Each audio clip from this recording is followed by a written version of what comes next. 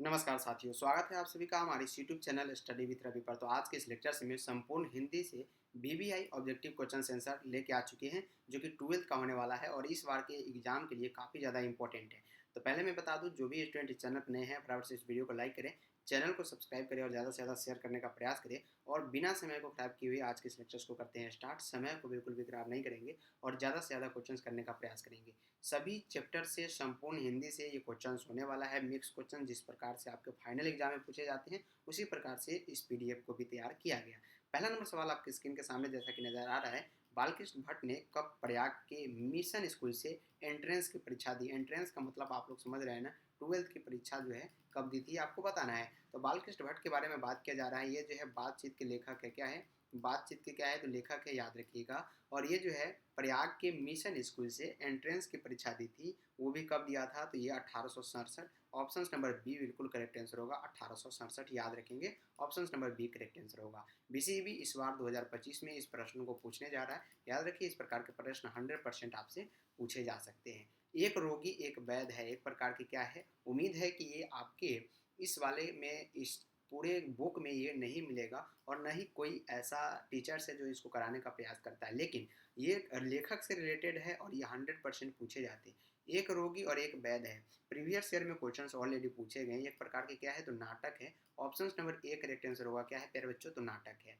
चलिए, निम्नलिखित में से कौन सी रचना जो है श्रीनिवास दास की है? निम्नलिखित में से कौन सी रचना जो है श्रीनिवास दास की है, ये आपको बताना है। तो प्यारे बच्चों, श्रीनिवास दास की कौन सी रचना है? नई रोशनी, भारतवर्ष और कली, संयोगिता स्वयंवर या आचार विडंबन? तो याद रखेंगे कौन सी रचना जो है श्रीनिवास दास की है। 3 नंबर सवाल का जवाब सभी बच्चों का क्या आएगा? बिल्कुल संयोगिता स्वयंवर, जो कि ऑप्शन नंबर सी में है और बिल्कुल करेक्ट आंसर होगा संयोगिता स्वयंवर। याद रखेंगे ऑप्शन नंबर सी। नेक्स्ट है, गुलेरी जी कब संस्कृत विभाग के अध्यक्ष बने? जी हाँ, गुलेरी जी कब जो है सांस्कृतिक विभाग, यहाँ पे विभाग के अध्यक्ष बने थे? ये भी सवाल जो है आपके बिहार बोर्ड के दृष्टिकोण से काफ़ी ज़्यादा इंपॉर्टेंट है और 100% इस प्रकार के प्रश्न जो है आपके बीसीबी में पूछे जाते हैं। तो बिल्कुल रेडी रहे इस प्रकार के प्रश्न के लिए। समय अब आपके पास बहुत ही कम है और ऐसे प्रश्न को करना बहुत ही जरूरी है। तो गुलेरी जी कब संस्कृति विभाग के अध्यक्ष बने थे? 4 नंबर सवाल का जवाब जो होगा ये 1916, जो कि ऑप्शन नंबर आपके सी में नजर आ रहा है। बिल्कुल करेक्ट आंसर होगा। क्या होगा? 1916। सभी बच्चों का ऑप्शन नंबर सी आ रहा है। उम्मीद है कि सभी का राइट आंसर है। नया खून पत्रिका का संपादन कब किया गया? पूरे यूट्यूब पर आप इस प्रकार के प्रश्न नहीं देख सकते हैं, जैसे कि मैं यहाँ पे बता रहा हूँ। तो नया खून पत्रिका का संपादन कब किया गया था? प्यारे बच्चों, इस प्रश्न का जो राइट जवाब होगा वो ये 1956 होगा, जो कि ऑप्शन नंबर आपके सी में है। Option number C correct answer होगा। विनोद कुमार शुक्ल को साहित्य अकादमी पुरस्कार कब दिया गया? जी हाँ, विनोद कुमार शुक्ल को जो है साहित्य अकादमी पुरस्कार से सम्मानित किया गया। वो जो है इनको 1999 में किया गया। कब किया गया? 1999। ऑलरेडी ये सवाल जो है आपके पीवाईक्यू में पूछे जा चुके हैं। पीवाईक्यू जब आप देखेंगे, यानी कि क्वेश्चंस बैंक देखेंगे, उसमें ये क्वेश्चंस आपको नजर आ जाएगा, जिसमें पीवाईक्यू भी शामिल होते हैं। 1999 गागर सवारी किनकी कृति है? जी हाँ, गगन सवारी, सॉरी, गगन सवारी जो है किनकी कृति है? तो ये जो है माथुर जी की, जगदीश चंद्र माथुर जी। याद रखेंगे ऑप्शन नंबर ए। तो यहाँ पे क्या है, लेखक से रिलेटेड ये प्रश्न बन रहा है आपसे। और इस प्रकार के प्रश्न जो है आपकी इंग्लिश में भी पूछे जाते हैं, जो कि आपके बुक में वो चैप्टर नहीं रहता, बट राइटर के दृष्टिकोण से वो काफ़ी इंपॉर्टेंट आपके लिए रहते हैं। जैसे रामधारी सिंह दिनकर किस विश्वविद्यालय से हिंदी में प्रोफेसर रहे हैं? तो कौन से विश्वविद्यालय जो है हिंदी का प्रोफेसर रहे हैं? कौन? रामधारी सिंह दिनकर जी। ये आपसे पूछा जा रहा है। तो ये भी इंपॉर्टेंट सवाल बनते हैं। और बिहार विद्यालय, यहाँ पे विश्वविद्यालय याद रखेंगे। क्या? बिहार विश्वविद्यालय के क्या थे? रामधारी सिंह दिनकर जी यहाँ पे हिंदी के प्रोफेसर थे। याद रखेंगे। अगला नंबर सवाल है कि महाभारत किस प्रकार की संज्ञा है? ये भी सवाल काफ़ी इंपॉर्टेंट है।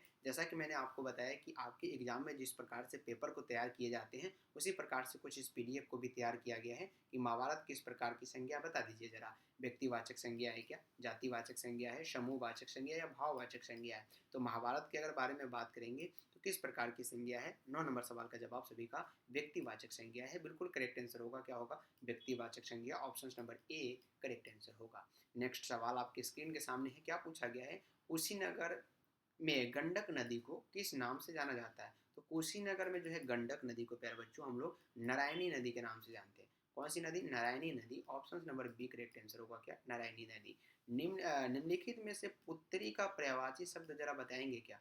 पुत्री का पर्यायवाची शब्द बताना है आपको। तो पुत्री का क्या हो जाएगा? पुत्री शब्द का जो पर्यायवाची होता है, इनमें से सभी हो जाएगा अगंजा, कन्या, सूता, ऑल ऑफ दीज, यानी इनमें से सभी जो होगा ये क्या होगा, पुत्री का पर्यायवाची शब्द होगा। अगला नंबर सवाल है 12 नंबर, आपसे क्या पूछा जा रहा है जरा फोकस करेंगे। काफ़ी इंपॉर्टेंट क्वेश्चन से जूम आउट करते हैं और सभी प्रकार के प्रश्न जो है आपको अच्छी तरीके से नजर आनी चाहिए। दिनकर जी की कितनी वर्ष की अवस्था में पहली कविता पुस्तक प्रणभंग प्रकाशित हुई? ये भी सवाल आपके लिए इम्पोर्टेंट है, पीवाईक्यू में ऑलरेडी सवाल आया है और इस प्रकार के प्रश्न जो है आपको कंफ्यूज कर सकता है, क्योंकि आपको देखने को मिलता ही नहीं इस प्रकार के प्रश्न पूरे यूट्यूब पर। ऐसा लगता है कि सब जो किताब में दिए गए उन्हीं का व्याख्या कर रहा है, लेकिन जो उनसे रिलेटेड बन सकता है उसको भी आपको बताना है यहाँ पे। ये 21 वर्ष याद रखेंगे, option number A correct answer होगा 21 वर्ष। अशोक वाजपेयी की माता जी का नाम जरा बताने का प्रयास करिए। ये भी प्रश्न जो है 100% पूछे जाएंगे। जो किताब में है वो तो मैं आपके लिए लाया हूँ, और जो पीवाईक्यू में भी पूछे गए, मैं सोचा कि जो पीवाईक्यू में पूछा गया है उनसे भी रिलेटेड कुछ क्वेश्चंस आपको दे दिया जाए, जो कि यहाँ पे राइटर से रिलेटेड है और वो आपसे बुक में नहीं दिया गया उनके बारे में, लेकिन उनका जो परिचय है, राइटर के जो परिचय है उनमें सारी व्याख्या किया गया, आप देख सकते हैं। तो वहाँ से क्वेश्चंस बन जाते हैं कभी कभी, और सारे स्टूडेंट ऐसे ही करते हैं कि यहाँ पे राइटर के लेखक के परिचय को नहीं पढ़ते हैं, डायरेक्ट लेसन पे चले जाते हैं। तो वहाँ से हम क्वेश्चंस उठा के लाए हैं ताकि आप इसको रिवाइज कर सके और बिल्कुल एग्जाम में ना फंसे। तो अशोक वाजपेयी की माता जी का नाम था, बताने का प्रयास कीजिए, क्वेश्चंस लाजवाब है। अशोक वाजपेयी जी की माता का नाम आपसे पूछा जा रहा है, तो अशोक वाजपेयी के जो माता के नाम था वो निर्मला देवी था। ऑप्शन नंबर ए याद रखेंगे, ऑप्शन नंबर ए क्या होगा, बिल्कुल करेक्ट आंसर होगा। अगला नंबर सवाल की ओर बढ़े, तो मेरे जेब में पैसे नहीं है, मैं जब का मैं जेब का लिंग निर्णय करना है। मेरे जेब में यहाँ पे पैसे नहीं है, तो जेब का क्या करना है यहाँ पे, इसमें जो है जेब का लिंग निर्णय करना है, कौन सा लिंग है। तो 14 नंबर सवाल का जो जवाब आएगा ये पुल्लिंग आएगा, option number A correct answer होगा। क्या होगा, ऑप्शन नंबर ए बिल्कुल करेक्ट आंसर होगा। दिनकर जी को निम्न में से कौन सा पुरस्कार दिया गया था, ये आप जरा बताने का प्रयास कीजिएगा। दिनकर जी को निम्न में से कौन सा पुरस्कार दिया गया, दिनकर जी को यानी रामधारी सिंह दिनकर जी को निम्न में से कौन सा पुरस्कार दिया गया। तो 15 नंबर सवाल में पद्म विभूषण आ रहा है, बिल्कुल करेक्ट आंसर होगा। पद्म विभूषण नहीं होगा, क्या होगा, Padma Bhushan. Option number B correct answer है। इतिहास का विशेषण होगा क्या, तो इतिहास का जैसा कि मैं बार बार जिक्र इस प्रश्न का किया हूँ, ऑलरेडी आपके सभी क्लास में लगभग लगभग कुछ इस प्रकार के प्रश्न बनते हैं जिसका यहाँ पे जिक्र करता हूँ। जैसा कि ई से शुरू किया गया है प्यारे बच्चों, ई से, तो यहाँ पे याद रखेंगे ई वाला सबसे पहले काट देंगे। इतिहास का विशेषण जब भी पूछा जाएगा ना तो ई वाला काट देंगे, और ए वाला में देखेंगे जहाँ पर अकेले जो होगा वही होगा, यानी ऐतिहासिक। Option number D correct answer होगा। क्या होगा, option number D correct answer होगा, ये भी यहाँ पे कट जाएगा।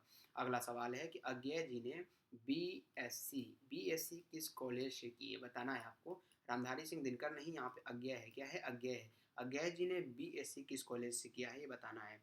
तो 17 नंबर सवाल का जो जवाब आ रहा है फॉरमैन कॉलेज, बिल्कुल करेक्ट आंसर होगा, option number B. Option number B के आ रहे हैं, बिल्कुल करेक्ट आंसर है।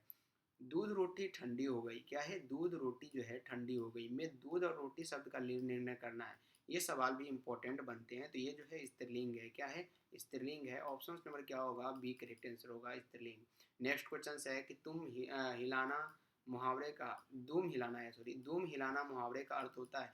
तो दूम हिलाना का ही मतलब होता है कि चापलूसी करना। क्या होता है, चापलूसी करना। Option number A correct answer होगा, क्या होगा। और पीवाईक्यू में अगर देखेंगे तो ये जो है काफ़ी बार पूछे गए हैं, इस बार भी 2025 के लिए आपके लिए काफ़ी रामबाण साबित होने वाला है, जरूर इसे याद रखिएगा। चर्चा करने वाला क्या कहलाता है, तो प्यारे बच्चों चर्चा करने वाला को हम लोग क्या बोलते हैं, जरा बताएंगे क्या, चर्चा करने वाला क्या कहलाता है। तो याद रखेंगे 20 नंबर सवाल का जवाब सभी को चर्चक कहते हैं, उसको क्या बोलते हैं, चर्चक। अगला है कि क्रांतिकारी आंदोलन में गिरफ्तार हो जाने से आगे पढ़ाई रुक गई।